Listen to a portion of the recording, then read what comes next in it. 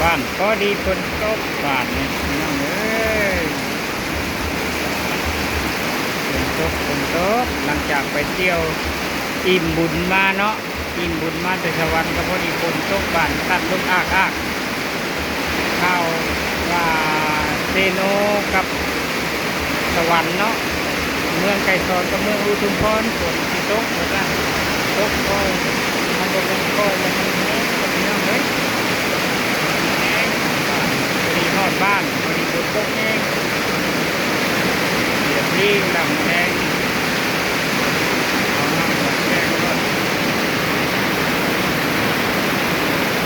น้ำหมดแห้งเนาะ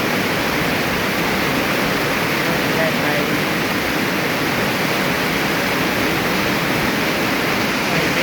ใส่เม็ดเอาปลาเนาะเราทำกับข้าว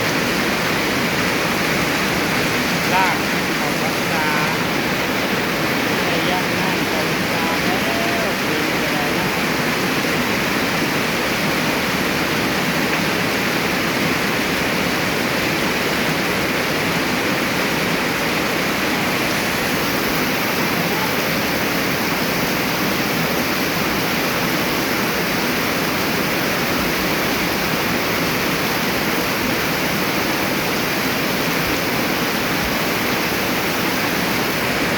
ต้องทำปุยก่อนละวันพี่น้องเอ้ยมันก็ได้เมี่ยนหอดปุยบาทต้องทำขัดทำแน่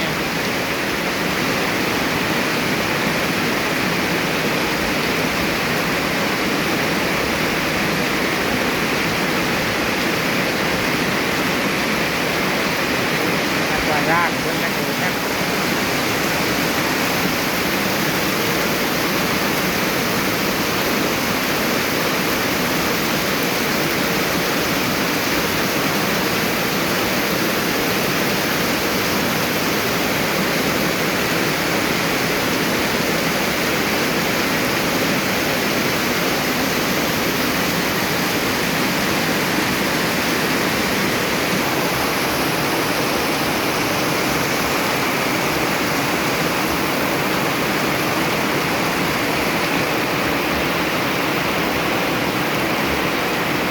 โดนออกจาก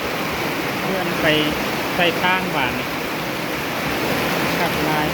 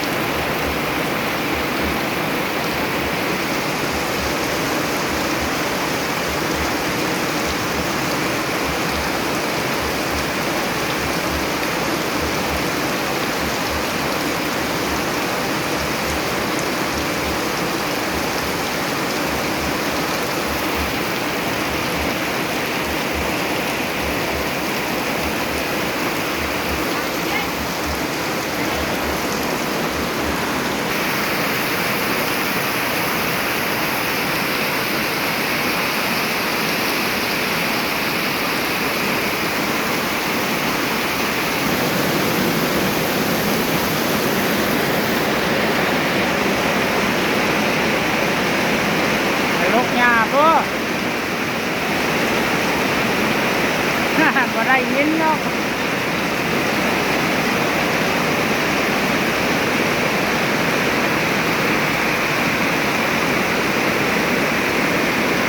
เสียงคนแห้งมันบ่ได้ยินเนาะไปยังก็ได้